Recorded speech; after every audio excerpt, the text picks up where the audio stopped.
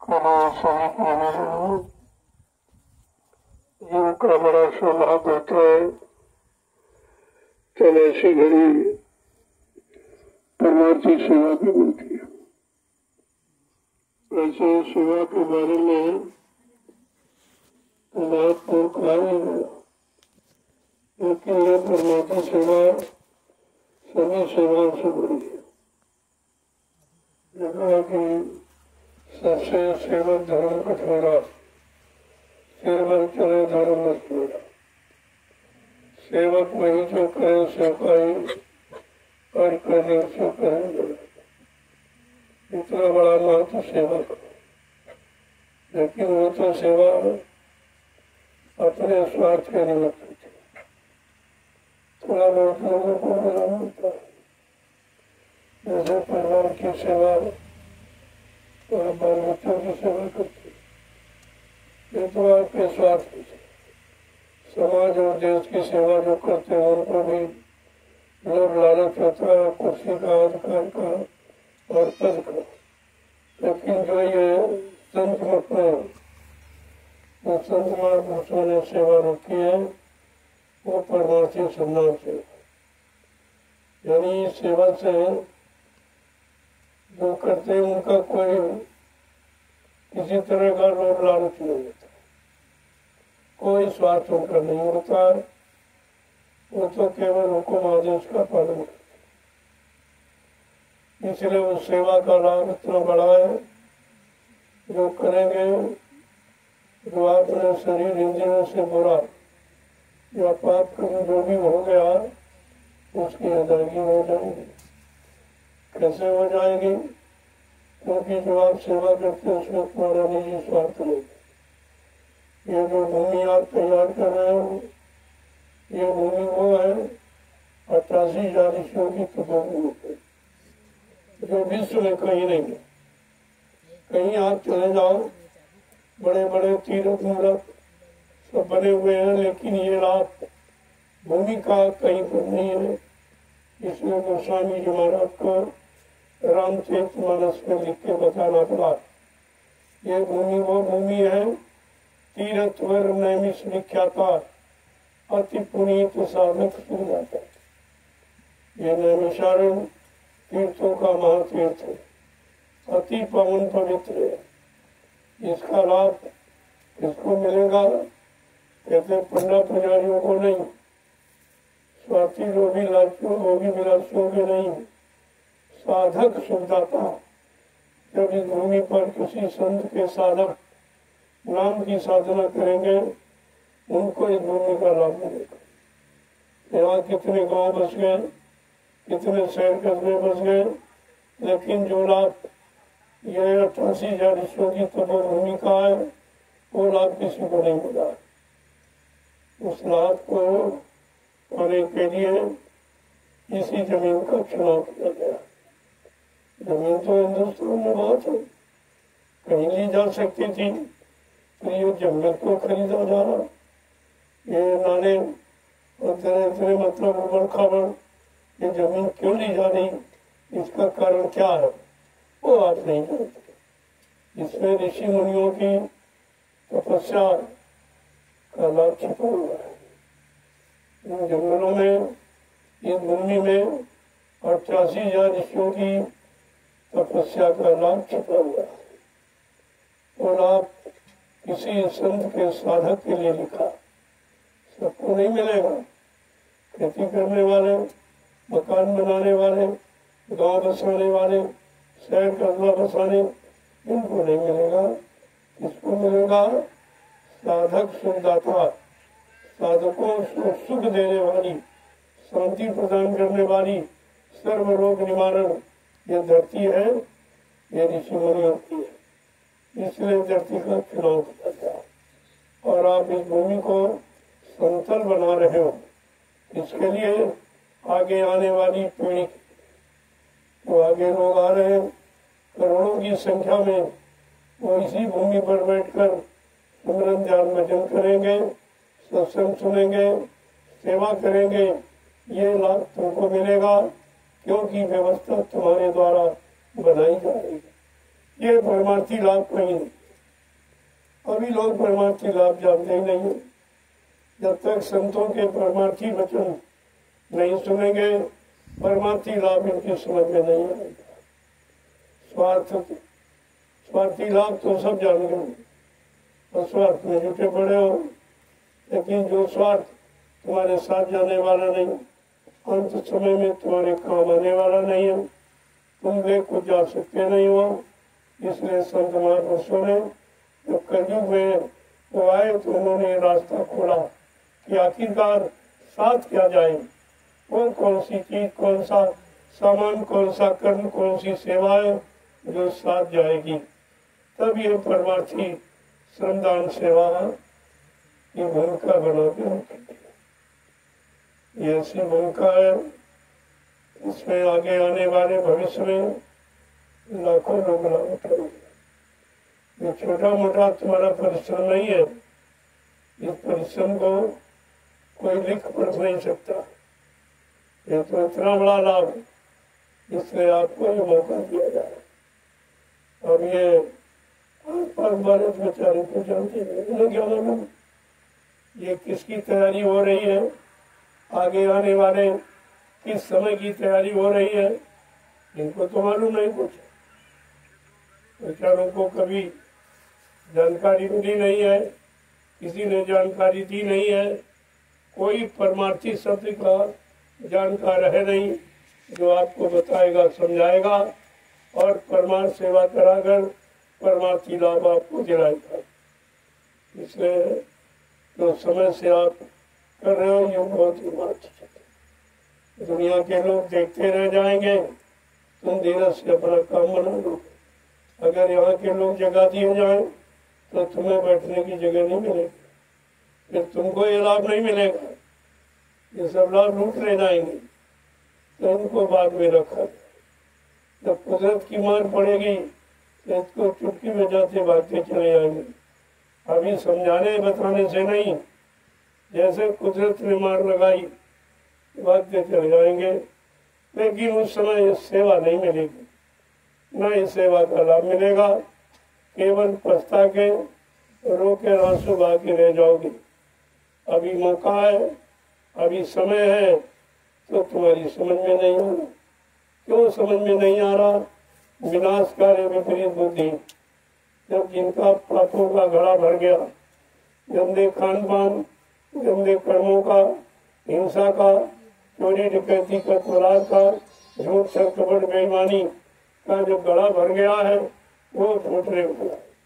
जब ये गड़ा फूटने को होता है तो मानव की बुद्धि विपरीत दिशा में चली जाती। जब जैसी हो तप्यता तब तैसी मत्यु होए, काल रेख की लेख को मेट सके देखो। अब तुम्हारी बुद्धि पर पत्थर पड़ गया है, तुम्हारे पापों का घड़ा भर गया है, तो अच्छी सच्ची नेक भली बात जिसमें तुम्हारा हित और लाभ है तुम्हारा समझ में नहीं है। महापुरुष बराबर दया करते ही रहते, वो तो समय मौका सबको देते। उनके यहाँ कोई गरीब अमीर नहीं, कोई छोटा बड़ा, कोई पढ़ा लिखा अनपढ़ नहीं है, कोई स्त्री पुरुष नहीं। उनके यहाँ तो एक जीवात्मा का रिश्ता है, वो सबके साथ समान रूप से होता है। जीवात्मा की कोई जात पात नहीं होती है, क्योंकि वो परमात्मा का, न परमात्मा की जाति है कोई, न जीवात्मा की जाति है, न कोई संत महात्मा की जाति। ये जातियों में नहीं बने होते, ये जाति बंधन से बहुत दूर। ये सिर्फ मानव जाति को सर्व सुख और शांति प्रदान करने आते हैं और वो अपना काम निरंतर करते ही रहते। तुम्हारे मानने न मानने पर वो अपना काम न शुरू करते न बंद करते, क्योंकि उनको मालूम है ये काम इंसानों के बस का नहीं। इसलिए तुम्हारे सहारे कोई काम उन्होंने शुरुआत नहीं किया है। अब ये उनकी दया कृपा है जो तुमको इसका भागीदार बना रहे, तुमको हिस्सा दे रहे हैं कि तुम भी परमार्थ में अपनी कमाई कमा लो जो तुम्हारे साथ जाएगी या तुम्हारे द्वारा किए गए पाप कर्मों को मिटाएगी। इसलिए मौका दिया जा, जो कर लेगा लाभ उठाएगा, नहीं करेगा तो पछताएगा। और कुदरत छोड़ने वाली है नहीं, वो तो सख्त सजा देगी। वो तो महात्मा अभी तुम्हारे पर दया बरसा रहे हैं, तुम्हारे सिर पर बरद हस्त रखे हैं, इसीलिए तुम बच रहे हो। तुम समझते हो हम अपने पर पौरुष से बच रहे, और जिस दिन वो अपना हाथ खींच लेंगे तो कुदरत तो अपना फैसला करने को तैयार ही बैठी। कुदरत है तैयार खड़ी, आगे मुसीबत पड़ी पड़ी, तो तैयार खड़ी है तुम्हारे पाप कर्मों की सजा देने के लिए। क्योंकि महात्मा दयालु होते हैं, किसी तरह से तुम बच जाओ, सही अच्छे नहीं बड़े कामों में लग जाओ, और जो किया है उसकी माफी करा लो। वो तो सब तरफ से तुम्हारी मदद ही करने आए हैं, और मदद करते हैं और करते रहेंगे। वो अपना सिद्धांत कभी बदलते नहीं, और लोगों को चाहिए कि समय का लाभ उठा ले। समय से जो जागता है चेत जाता है, और समय से महापुरुषों संत महात्माओं की बात को मान लेता है, वो समय का बुद्धिमान व्यक्ति है। वो अपना सारा काम बना लेता है, भूल चूक की माफी भी करा लेता है, पाप कर्मों की माफी करा लेता है, और अपने आगे का रास्ता साफ कर लेता है। इसलिए तुम सबको ये सोचना चाहिए, तुम कितने बड़े भाग्यशाली तो इस जंगल में आए हो। ये जंगल ये तपोभूमि है, ऋषि मुनियों ने जो तपस्या की है इसी भूमि पर। ये 84 कोस की परिक्रमा, जिसका अर्थ किसी ने आपको बताया नहीं है। ये 4 खान 84 लाख नरकों की योनियों से छुटकारा पाने ये धरती है। यहाँ पर जब कोई संत महापुरुष आएगा वो तुम्हें इनसे छुट्टी दिलाएगा। वो 4 खान 84 लाख नरकों की योनियों से मुक्त कराएगा। नहीं तो 84 कोस गिनती में दौड़ते भागते रहोगे, लेकिन 4 खान 84 लाख नरकों की योनियों से छुटकारा नहीं मिलेगा। वो इससे छुटकारा थोड़ी होता है। पैदल चलो, घूमते रहो और दौड़ते रहो, चक्कर मारते रहो, इससे चक्कर नहीं खत्म होता। तो जो संत महापुरुषों ने रास्ता निकाला, जो नाम की कमाई का रास्ता उन्होंने दिया है, वो भी कलयुग में जगाए नाम था, अन्य युगों के नाम से नहीं। कलयुग में जो नाम जगाया गया कलयुग के जीवों के लिए, उस नाम से कलयुग के जीवों का काम होगा, उनको सुख शांति मिलेगी, उनके किए हुए पापों को रिहाई और छुट्टी मिल जाएगी। तो आप ऐसी भूमि पर आए हो, बड़ी लगन के साथ सेवा करो। कोई आए ना आए, कहे न कहे, लेकिन तुम अपनी सेवा में मुस्तैदी के साथ, क्योंकि सेवा का अर्थ कुछ और, इस सेवा का अर्थ मजदूरी नहीं है। इस सेवा का अर्थ रुपए पैसे धन दौलत सामान नहीं है, मान सम्मान अधिकार नहीं है। इस सेवा का अर्थ है परमार्थी लाभ। परमार्थी लाभ तो शायद कोई जानता है। परमार्थ शब्द की परिभाषा नहीं आपको बताएंगे, तुम तो स्वार्थ की परिभाषा और मतलब यानी जानते हो, उसी स्वार्थ में लगे पड़े हो। परमार्थ तो किसी ने आपको बताया नहीं। परमार्थ तो संतों का विषय है, संत महात्माओं के सिवा परमार्थ की परिभाषा कोई नहीं बताएगा, कोई जानता ही नहीं। इसीलिए सब स्वार्थ में लगे, कोई परिवार के स्वार्थ में, कोई समाज के स्वार्थ में, कोई देश के स्वार्थ में, कोई गद्दी के स्वार्थ में, कोई पद के लालच में, यानी मतलब इसी स्वार्थ में लगे। और ये स्वार्थ तुम्हारे साथ जाएगा नहीं, ये तो यही रह जाएगा। जो ये परमार्थी सेवा कर रहे हो, ये तुम्हारा साथ देने वाले। जब बुरे पाप कर्मों से माफी मिल जाएगी, रास्ता साफ हो जाएगा, फिर आपको कोई रोक टोक नहीं सकता। किसी मंडल मुकाम में आपकी जीवात्मा को कोई रोक नहीं सकता है, बल्कि सारे मंडल मुकाम के जो मंडलाधीश है वो जीव की आरती करते, कहते आज ये सदगुरु का जीव अपने घर जा रहा है, कितना भाग्यशाली है। तो सारे मंडल के मंडलाधीश सब आरती करते। हमको वो ये कह रहे हमको ये सौभाग्य कब मिलेगा मृत्युलोक मंडल में जाने का, मानव शरीर पाने का, मानव शरीर के जानकार संत महात्माओं के मिलने का, उनकी दया का, उनके द्वारा जगाए नाम की युक्ति मिलने का, ये अधिकार कब मिलेगा। वो भी सोचते हैं, ब्रह्मा जी विष्णु शंकर सब सोचते हैं, और तुमको ये कुछ राज मालूम नहीं। तुमको तो बताया गया है ये बीच वाले सब, अरे बीच वाले तो बीच तक पहुंचाए, और तुमको अपने घर जाना। जब तुमको किसी ने तुम्हारे घर का पता बताया नहीं कि जीवात्मा कहाँ की रहने वाली है, कैसे यहाँ आई और किस तरीके से, और यहाँ किसने फंसा लिया, अब वो कौन निकाल सकता, कौन निकाल के घर पहुँचाएगा, ये सारी जानकारी सत्संग के माध्यम से मिलेगी। ये कथाओं के माध्यम से नहीं, किंवदंतियों के माध्यम से नहीं, किससे कहानी के माध्यम से नहीं, कोई शारीरिक क्रिया आपने सीख ली उससे भी ये कोई काम नहीं हो सकता। शरीर की क्रियाएं शरीर तक संबंधित है, जीवात्मा का उनसे कोई सरोकार नहीं। और आपको जीवात्मा जगाने वाली युक्ति चाहिए, जीवात्मा जगाने वाली भक्ति चाहिए, लेकिन आप तो शारीरिक इंद्रियों की भक्ति करते हो और वो थोड़ी बहुत शक्ति मिल जाएगी और उसी से किसी को श्राप और किसी को आशीर्वाद इसी में खत्म कर देते हो, फिर खाली के खाली रह जाते, क्योंकि ये रात किसी को मालूम नहीं है। यही संत महापुरुषों ने आकर कलयुग में रात खोला और सब जीवों को जगाया और जगा के खड़ा किया और कहा तुम्हारे अनंत जन्मों के पापों का बोझा जो सिर पर लादे हो, ये कोई भी शारीरिक क्रिया करके आप खत्म नहीं करते।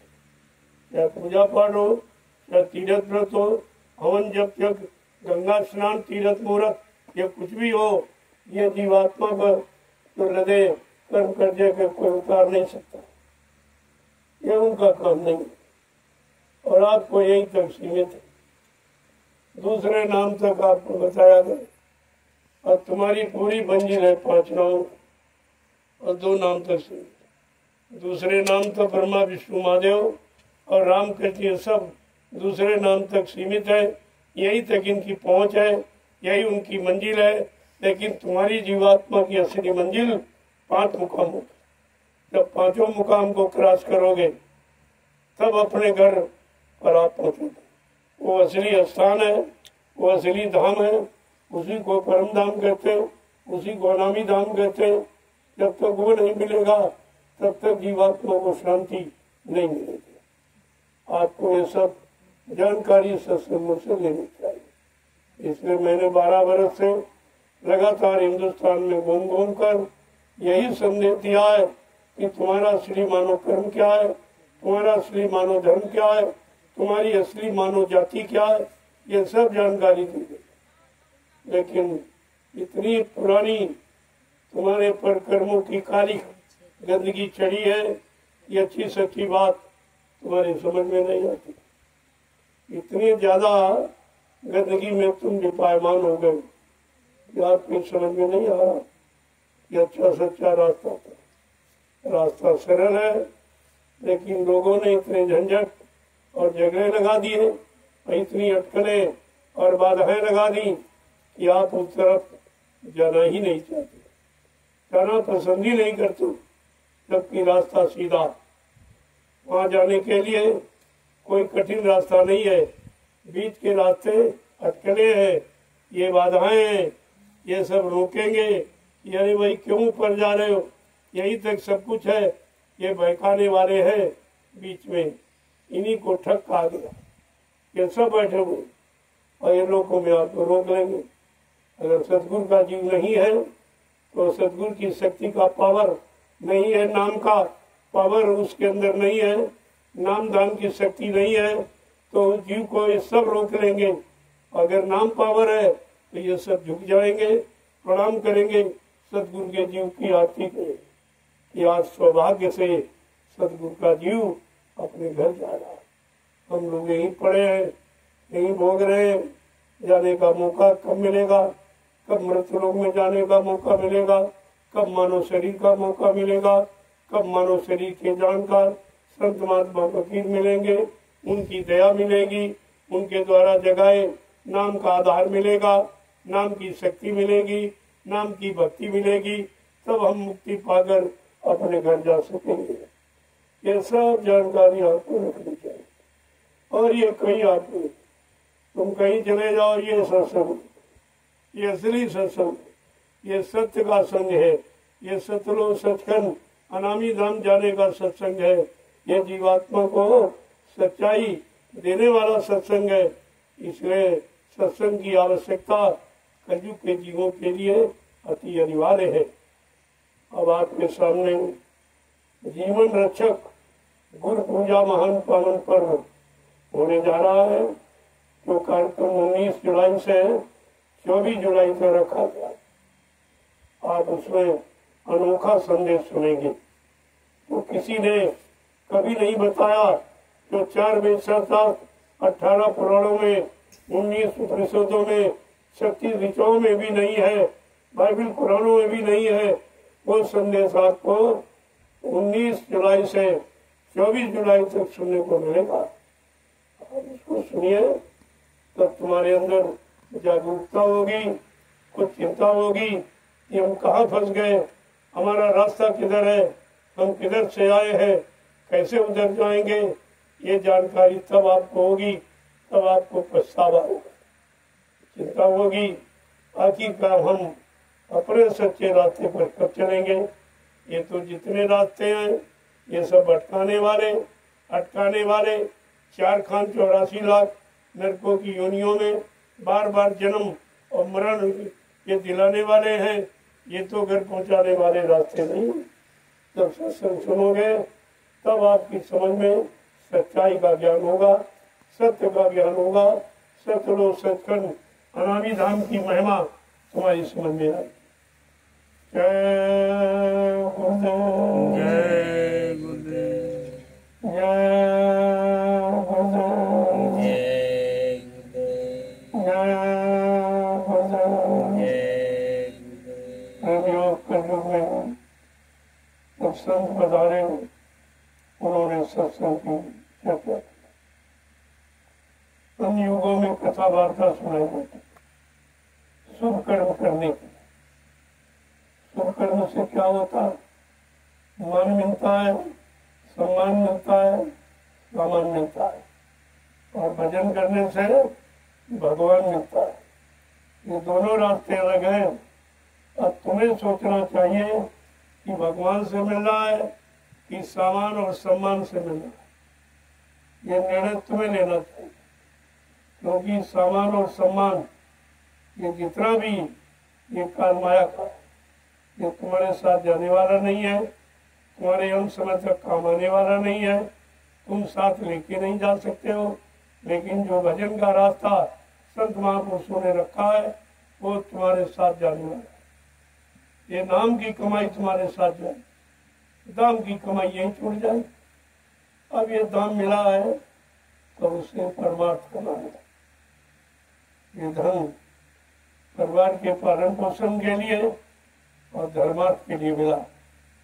ये फिजूल खर्ची, ये अखाद्य पदार्थों में, ये व्यभिचार उपचार में, ये गंदे कर्म करने के लिए नहीं मिला।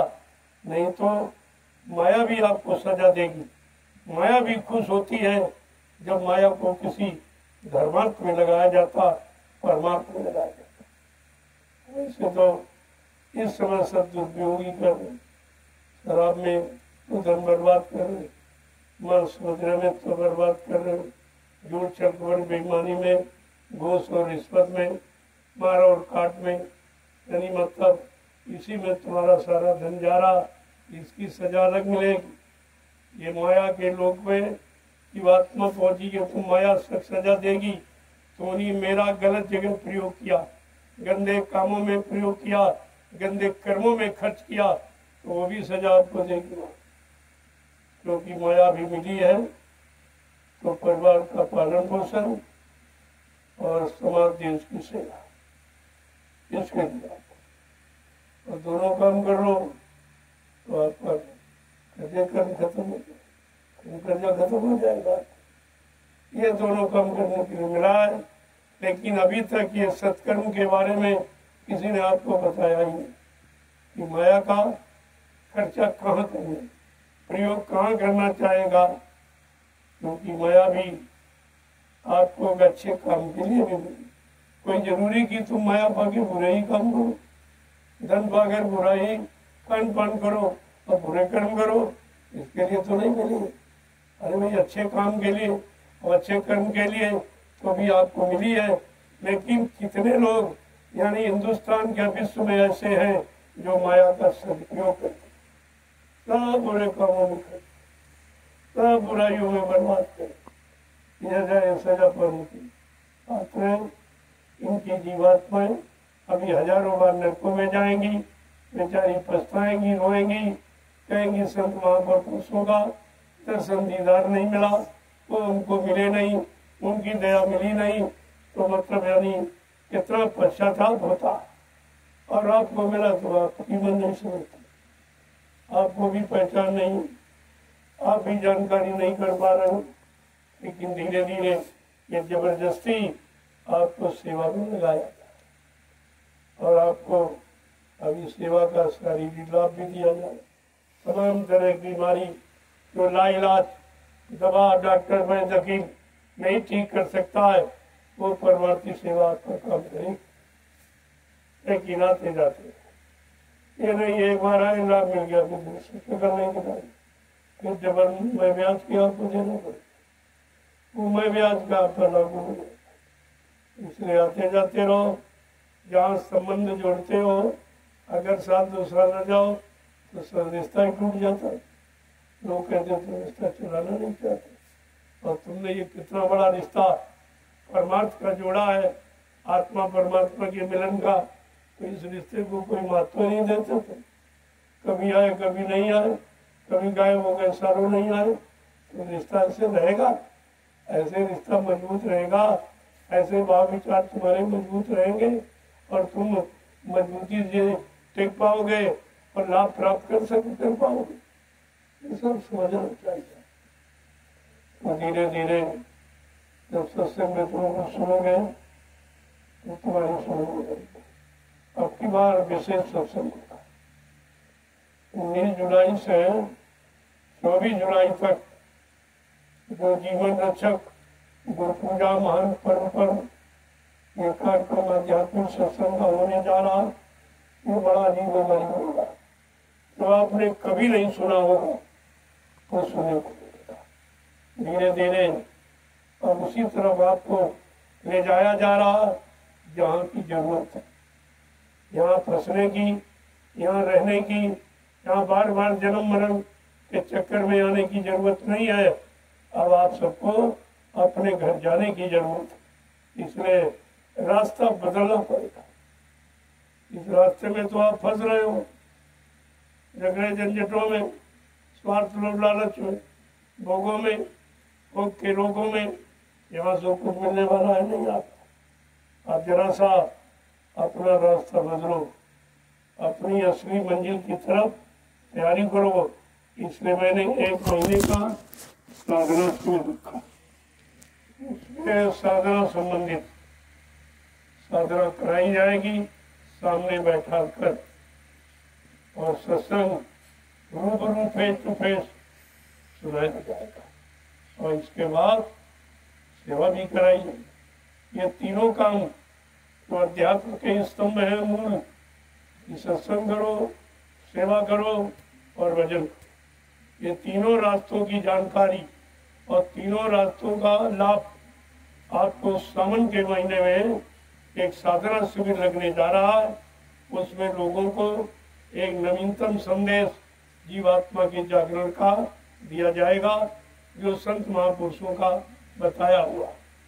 ये किसी ज्ञानी विज्ञानी का नहीं है, ये संतों की निजी उनकी सोच है, निजी उनकी खोज है, जो उन्होंने साधना में इसको पाया है, जो लाभ मिला है, वो लाभ वो सबको देना चाहते, वो छिपाना नहीं चाहते, अपने साथ ले जाना नहीं चाहते, वो सब यही बांटना चाहते जीवों को, कि बांट कर ही जाऊंगा, खाली करके जाऊंगा, लेके नहीं जाऊंगा। तो आपको तो समय से ले लेना चाहिए, अब वो साधना शिविर में कितने साधक आएंगे, कितने जिज्ञासु आएंगे, कितने भक्त आएंगे, कितने प्रेमी आएंगे, तो वो गिनती असली मानी जाती है कि अध्यात्म में चलने वाले कितने लोग हैं, घर जाने वाले कितनी जीवात्माएं हैं, ये तो पता चलेगा। इसके लिए एक ये ट्रेनिंग पीरियड है जिसे आप साधना शुरू करते हैं, वो आपके सामने रखा जाएगा। वो वैसे 22 जुलाई से लागू हो जाएगा, सावन का महीना 22 जुलाई से लागू हो जाएगा और आपका कार्यक्रम 19 जुलाई से पहले से शुरू हो गया। तो इसीलिए ये संदेश सब साधना से संबंधित होता है, इधर उधर की बातें नहीं। और तो मैं जब बाहर निकलता हूँ देश दुनिया में, तो देश दुनिया के लोगों को भी जगाने के लिए मिला जुला संदेश देता हूँ, लेकिन ये ज्ञानाश्रम पर एकदम आध्यात्मिक ज्ञान का संदेश होगा, इसीलिए इसका नाम रखा गया जय गुरुदेव आध्यात्मिक ज्ञानाश्रम। तो कहीं नहीं किसी को मिलेगा, ये नाम हिंदुस्तान में चले जाओ कहीं कहीं नहीं मिलेगा। आश्रम तो लाखों बने, लेकिन ये नाम आपको नहीं मिलेगा। इसलिए तीनों आश्रमों का नाम बिल्कुल निराला है और आपको ये समझना चाहिए। जय गुरुदेव। जय गुरुदेव। अब ये उसी की तैयारी हो रही है, तैयारी में भी आपका परमार्थ बन रहा। आज आप सड़क साफ करके आए हो कि अपने लेकर जो लाखों प्रेमी आ रहे हैं उनके निकलने का रास्ता साफ। इतना बड़ा परमार्थ आज आपने कमाया है। यहाँ जो भी काम होगा, जो भी सेवा होगी, वो परमार्थ। यहाँ स्वार्थ लोभ लालच ये नहीं सिखाया जाता। ये माया का कोई खेल यहाँ न खेला जाता है न खिलाया जाता है। इस माया के खेल से आपको अलग किया जाता है। जो धीरे धीरे जान जाओगे समझ में आ जाएगा। अभी तो आप माया के वसीबत हो। संत महापुरुषों ने बताया तो है कि माया महा ठगिनी हम जानी। कहते हमने जाना कि बहुत ठगी है। इसने ब्रह्मा को ब्रह्मानी के रूप में ठगा और विष्णु को लक्ष्मी के रूप में ठगा और शिव को पार्वती के रूप में ठगा और राम को सीता के रूप में ठगा और कृष्ण को राधा के रूप में ठगा और देवताओं को देवी के रूप में ठगा। कोई नहीं बचा, सब। लेकिन आपको उस ठगनी से बचाया जा रहा है, उस ठगनी से अलग रास्ते पर चलाया जा रहा है। उस रास्ते का नाम है परमार्थी रास्ता, जो लोग जानते ही नहीं। न ऋषि मुनियों ने जाना, न योगियों ने जाना, न अवतारी शक्तियों ने जाना, न ज्ञानी विज्ञानियों ने जाना, किसी ने। अब वो कलयुग में संत महापुरुषों की दया हो गई, जो परमार्थी शब्द की जानकारी दे रहे हैं, परमार्थी शब्द का लाभ बता रहे हैं, परमार्थी शब्द का लाभ कैसे मिलेगा उसका तरीका बता रहे हैं। ये सेवा, ये तरीका, बिना सेवा के मेवा नहीं मिलता, बिना सेवा के कुछ नहीं मिलेगा। और वो सेवा तो तुम्हारे जीवन को बदल देगी, तुम्हारी योनि को बदल देगी और 4,84 लाख नरकों की योनियों से छुटकारा दिला देगी। वो तो ऐसे ही ऐसा रास्ता लेके आए हैं और उसी रास्ते पर चलने चलाने का अभ्यास करा रहे हैं। धीरे धीरे धीरे धीरे आपके शरीर से जितना पसीना निकलेगा उतनी बीमारी निकल रही है। अरे भाई डॉक्टर बोले कहता है कि बुखार आ गया तो कमरे पे लो और कमर ओढ़ के सो जाओ, जहाँ पसीना आया बुखार उतर गया। अरे तुम्हारा तो 24 घंटे पसीना निकल रहा, बुखार मारने की जगह ही नहीं, वो कैसे आएगा? तुम्हारा तो बुखार आने का रास्ता ही बंद कर दिया, इतना पसीना। और अगर हवा ठंडी चले पानी पर से तो भी पसीना नहीं निकले तो फिर दया कहाँ हुई? ये तपस्या नहीं है, इसलिए हवा को भी बंद कर दिया जाता है।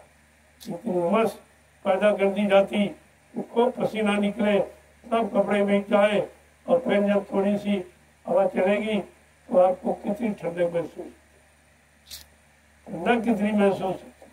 इसका मतलब गंदगी निकल के जाने के बाद शरीर को, मन को ठंडक यानी शांति मिलती, इसके पहले शांति नहीं मिलती। जय गुरुदेव, जय गुरुदेव, जय गुरुदेव, जय गुरुदेव। जय गुरुदेव। नाम किसका? प्रभु का, प्रभु का प्यारा नाम। जय गुरुदेव। प्रभु आज आपने बहुत मेहनत की है, इसलिए मैं ज्यादा समय आपका लेना नहीं चाहता। वैसे आप पूरे दिन परमात्मा संदान सेवा करके आए हो, लाखों लोगों के आने का रास्ता आपने बनाया। सब लोग अपने रास्ते में सब करते हैं। ये गाँव के लोग तो कुछ नहीं जानते बेचारे, बिल्कुल अज्ञानी जीव है, पशु जीवन बचे, पशुओं जैसे जीवन, इनको कुछ, इनकी गलती नहीं है, इन्होंने कोई ऐसा अच्छा कर्म किया ही नहीं है तो इनको कुछ सच्चाई अच्छाई समझ नहीं आ रही। ये इनके कर्मों का फल है। सब कुछ होते हुए भी कुछ नहीं। बड़े समुद्र में कहते हैं बात तो सुन लो, जहाँ समुद्र खुला हुआ है, बहाया जा रहा, वहाँ एक एक बूंद के लिए तरस रहे हैं। यही उनका दुर्भाग्य, यही बुरे कर्मों की सजा है, जो अच्छे की तरफ ना ये आ सकते हैं, ना अच्छा काम कोई कर सकते, ना अच्छा खान पान कर सकते, ना अच्छे रास्ते पर चल सकते, ना अच्छाई का कोई लाभ इनको मिल सकता है। यह दुर्भाग्य, यही इनका दुर्भाग्य है। अगर इनके सामने होना, इधर उधर नहीं सामने, और लाभ पाने वाले लाभ ले रहे, लूट रहे, और ये खड़े देखते रह जाए। इनकी किस्मत में परमार्थी लाभ नहीं लिखा, ये नहीं लिखा, और ये बिना किया का तो मिलता ही नहीं। जब कोई अच्छा कर्म किया ही नहीं है, ये लाभ कैसे उनको जबरदस्ती दे दिया? मैं तो देने के लिए गांव के अंदर आश्रम बना दिया कि चलो वहां से नजदीक यहाँ नहीं आ सकते हो, अपने घर से सुनोगे, तो आपके लिए रास्ता से सब निकाला जा रहा है। आपको लाभ देने के लिए तुम्हारे दरवाजे ये आश्रम बना दिया गया कि ताकि समय से प्रभु नाम की आवाज तुम्हारे कान में पहुंचे, तुम्हारा कुछ भला, तुम्हारा कुछ कल्याण होगा। लेकिन अगर किस्मत में नहीं तो फिर नहीं, तो नहीं मिलेगा, क्योंकि होनी होनहार बलवान, इसे कोई मत मानो झूठ। जो आपने किया है वो होनी है, वो होके रहेगी। क्या उसे हम या कोई मिटा देंगे? मिटा तो सकते, लेकिन तो हमारी बात नहीं मानो, हमारी बात नहीं सुनोगे, हमारे अनुसार अपनी करनी नहीं बनाओगे, तो हम भी क्या कर सकते। इसीलिए महापुरुषों ने कितने बताया कि होनी कितनी प्रबल है, होनी होनहार बलवान, इसे कोई मत मानो झूठी। गई मंथरा पास के गई, पिला गई बूटी, राम लखन वनवास से धारे, दे राजा दशरथ की छुट्टी, इसे कोई मत मानो झूठी। पर नारी के हेतु रावणा, नियत करी खोटी। परिणाम क्या हुआ? लंक गण सोने, ये सबसे बुरा है। पर नारी गमन, ये सबसे बड़ा पाप है, इससे बढ़कर कोई पाप। परदारी, परदारा और परधन, इन दोनों से बचना चाहिए। और इस समय दोनों पर मोरा, दोनों की बहुतात है, दोनों बढ़ रहे हैं, तो समझ लो विनाश की स्थिति में उनको कगार पर। जब माया के गुलाम होते हैं तो समझ लो उन जीवों को छुटकारा बहुत। जब अहंकार गरुड़ गुमान अंदर प्रवेश कर जाए तो ये विनाश की तरफ ले जाने की स्थिति। आज ये सब देखिए, इसी की हर जगह जगह जगह पर लड़ाई झगड़े, जगह जगह पर मतलब यानी अवसर बुरे शब्दों का वाणी से प्रयोग करना, जबकि वाणी प्रभु के नाम के उच्चारण के लिए मिली है और ये कहाँ लगा रहे हैं, तो सजा नहीं तो क्या ही करें। इनको फिर क्या फिर कभी मानव शरीर मिलेगा? नहीं। मानव शरीर वाले भी कर्म इनके पास, ये तो पशुओं वाले कर्म कर रहे हैं, इसीलिए पशु योनि में बार बार जन्म मरण होता रहेगा। उनकी उम्र कम होती है, बार बार मर गए, 18-20 साल, फिर मर गए, फिर पैदा, फिर मरे, फिर मैदा, यानी जन्म मरण से इनको कभी छुट्टी नहीं मिलेगी। जय गुरुदेव। जय गुरुदेव। अब आप लोग धीरे धीरे 25 जलिया भी डालो, आप तब आओगे। 25 जलिया अपने में डालकर आइए और प्रसाद ले लीजिए। ये 5-25 का अभियान ये सबसे महत्वपूर्ण है, क्योंकि आप थकी हुई अवस्था में, और थकी अवस्था में जब कोई आदेश दिया जाए, उनका जो पालन करता है वो असली सेवा मानी जाती है। जैसे गरीबी में जो सेवा देता है वो सेवा मानता है। और तुमको 10 लाख 20 लाख दे दिया गया और 1 लाख तुमने लौटा दिया, तो 19 लाख तो भी हमारा ही तुम्हारे को, तुमने हमको दिया ही था। इसलिए गरीबी में मालिक की करीबी हासिल होती है। इसलिए संत मत दीन गरीबी का गहना, दीन गरीबी संत मत का गहना जिसने पहन लिया वो पिया के घर जाएगा, वो प्रीतम के घर जाएगा, वो प्रीतम से मुलाकात करेगा। इस बात को आपको ध्यान में रखना चाहिए। इसलिए भक्त को, गुरु भक्त को, गुरु प्रेमी को हमेशा गरीब रखना।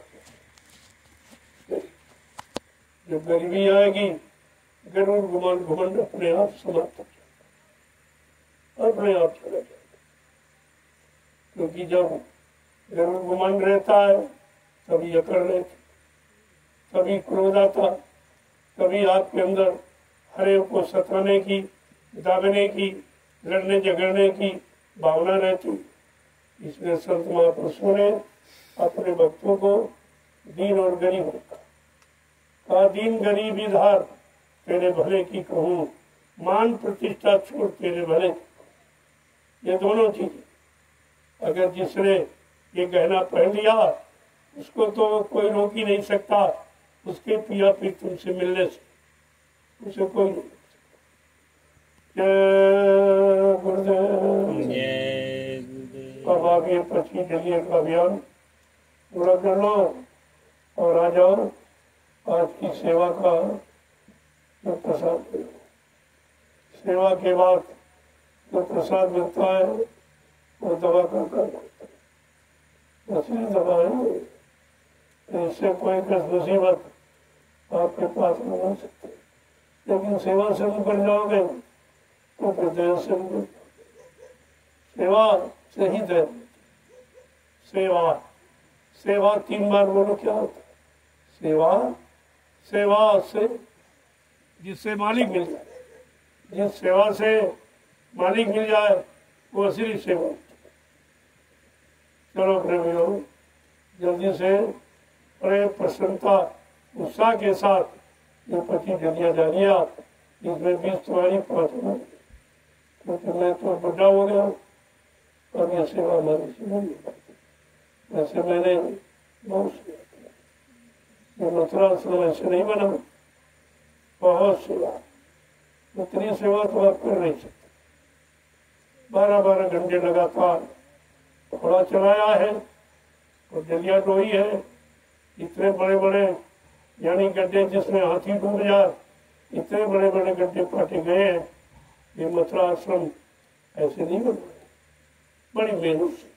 आश्रमों का निर्माण मेहनत से होता है, इसीलिए उनका नाम आश्रम, अपना परिश्रम, प्रेमियों का श्रम परिश्रम से तैयार कराया जाता है, इसलिए उसका नाम आश्रम रखा जाता है। ये सब आपको ध्यान में रखना चाहिए। जब किया तब आपको करा रहा हूँ, क्योंकि करके मैंने उस लाभ को जाना है, तब आपको लाभ पाने की युक्ति बता रहा हूँ कि लाभ पाने की सच्ची युक्ति यही सेवा, इसके अलावा कुछ अजन भजन भी कलयुग में तुम्हारे से हो नहीं सकता। तुम्हारा मन भी शांत नहीं, मन भी शुद्ध नहीं, शरीर भी शुद्ध नहीं, इंद्रियां भी शुद्ध नहीं, खान पान भी शुद्ध नहीं, बोली भाषा भी शुद्ध नहीं, विचार भी शुद्ध नहीं, लिहाजा भजन नहीं हो सकता। भजन गंदगी में नहीं होता है, शुद्धता में, निर्मलता में, चरित्रता में ही भजन होता है। और ये कोई चीज अभी आपके अंदर नहीं, इसलिए आपको लाभ तो देना ही है, तो कोई न कोई तरीका बदल दिया जाएगा। चलो वो कठिन लग रहा, तो ये तो सरल है कि आप मिट्टी सिर पे रख के जा सकते। ये सबसे सरल, ये मिट्टी नहीं है, ये तपोभूमि है। ये 88,000 ऋषियों की तपोभूमि, तपस्या की हुई ये मिट्टी है, जो आप सिर पे रख के डाल रहे। तभी तो इस मिट्टी को सिर पर रखोगे, जो सिर पर पापों का बोझा लदा है वो धीरे धीरे खत्म हो जाएगा। ये मिट्टी वो काम करेगी। मिट्टी तो दुनिया में सब मिट्टी मिट्टी है, लेकिन ये मिट्टी कुछ नहीं मिट्टी। इसलिए आपको यहाँ लाया गया। ये जंगल झाड़ी आपको साफ कराया जा रहा, ये बड़े बड़े नाले आपके सिर पर मिट्टी रखकर आपने इनको बंद कराया जा रहा।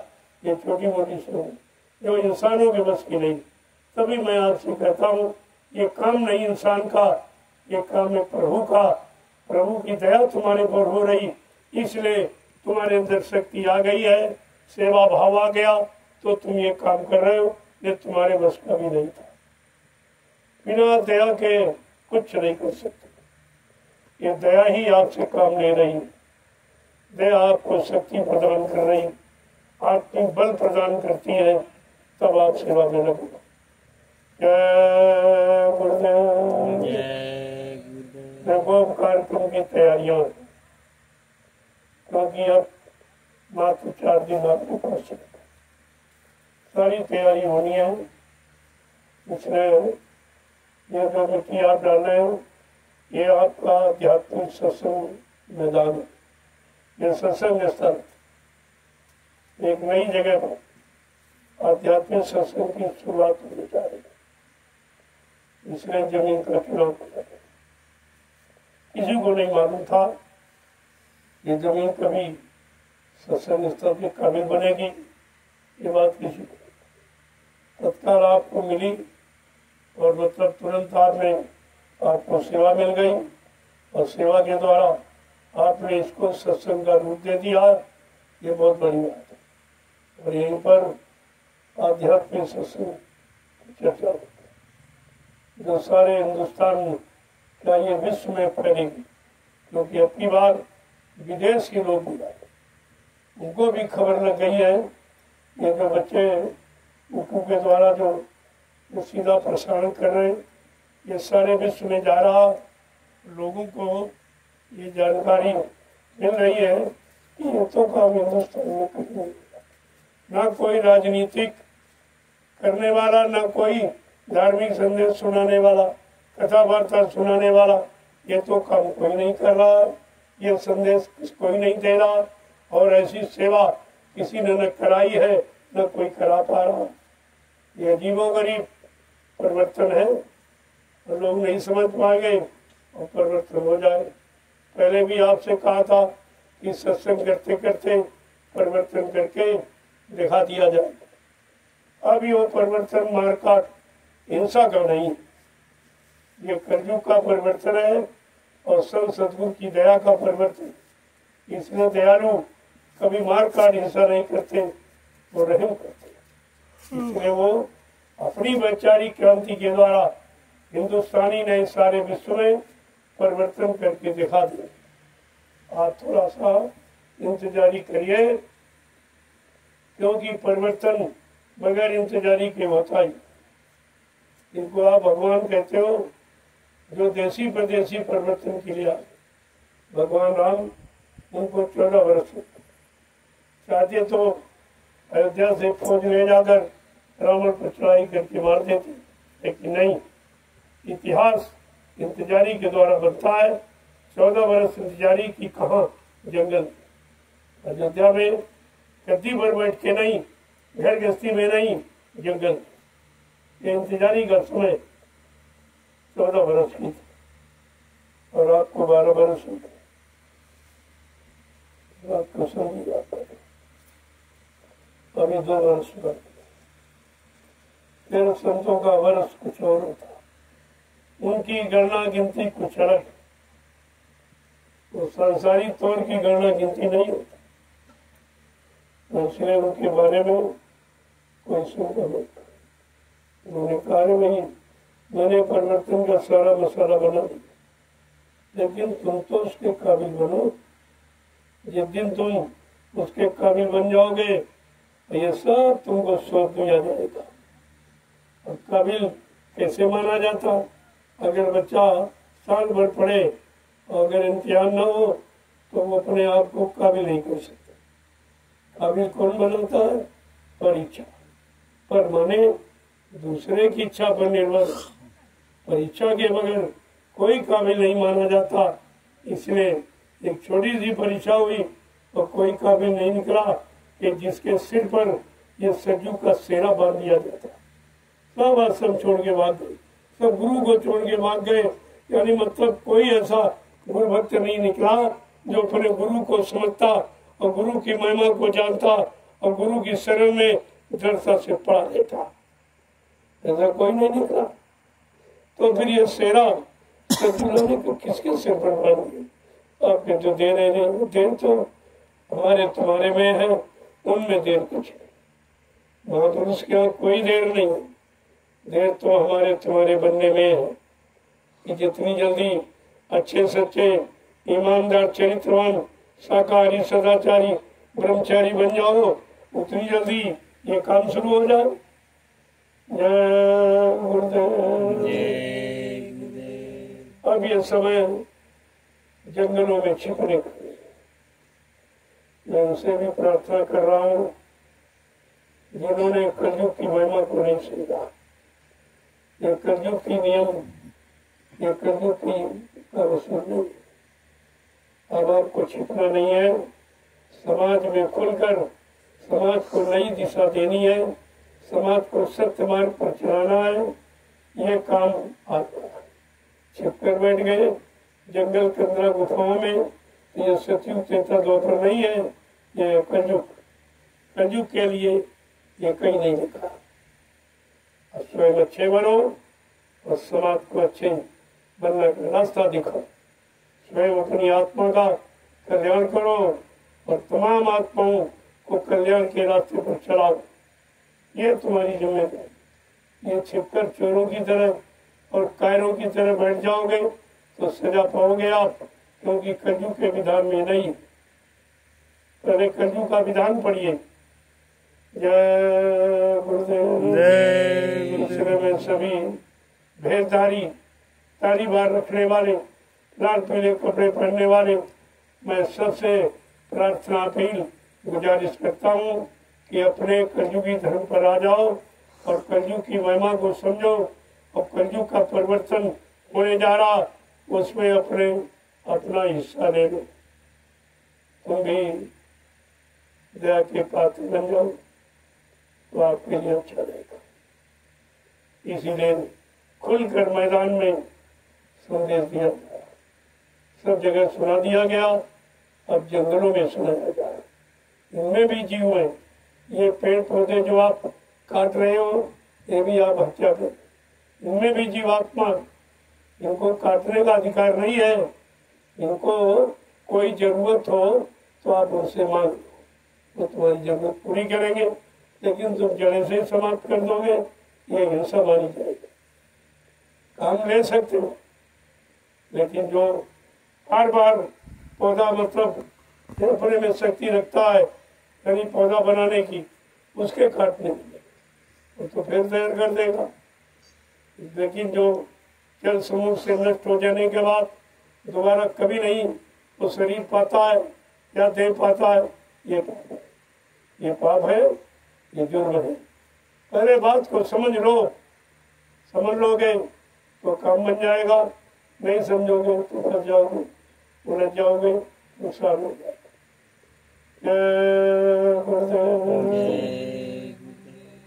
जल्दी से 25 डलियों का अभियान पूरा और आ जाओ, आज का प्रसाद ले लो, क्योंकि आपने आज ज़्यादा मेहनत की।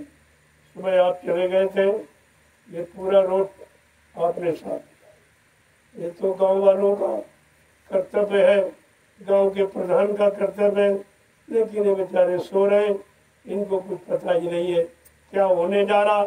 ये भी सजा के पात्र, यहाँ माफ़ी हो जाएगी, भगवान के दरबार में आपको माफ़ी नहीं मिली। आपको अधिकार दिया गया, आपको जिम्मेदारी दी गई, एक जिम्मेदार होकर अगर तुम कुछ नहीं कर रहे हो तो फिर तुम्हें सजा मिली।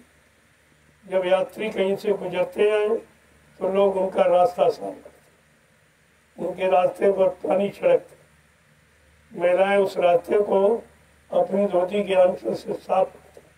ये प्रथा है हिंदुस्तान की, ये धार्मिक लोगों की पहचान है। लेकिन तुम्हारे जैसे राक्षस तो कहीं कहीं पैदा होते हैं। पहले एक ही राक्षस था, अब तो कोई गिनती ही नहीं, क्योंकि धर्म के रास्ते में एक बाधक था रावण, इसका तो विनाश हो गया। अब तो इतने रावण हैं, घर घर हैं, गांव गांव, यानी कितने राम होने चाहिए जो इनका विनाश करे। लेकिन अब की बार वो विनाशकारी राम नहीं है, वो दया देने वाला, वो उद्धार कल्याण करने वाला। इसलिए कलयुग की महिमा अनोखी। जय गुरुदेव। जय गुरुदेव।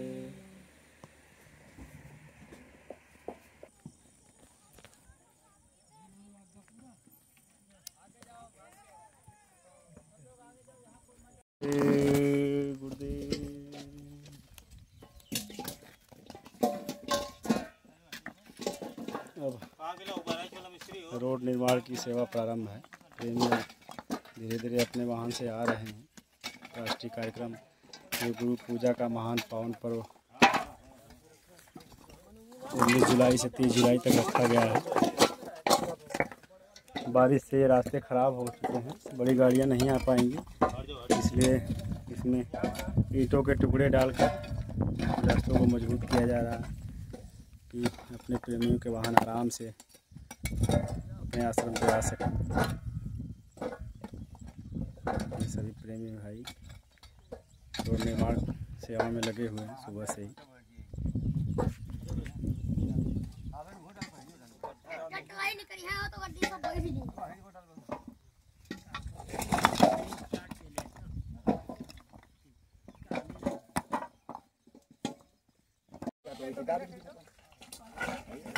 ऐसे तो थोड़ा बराबर दुनिया नहीं करी है, यह बनाई दूंगा वो कुल काटे ही बना जहां जहां खाद को पहले ईटा धरा जाए तब करे बाद।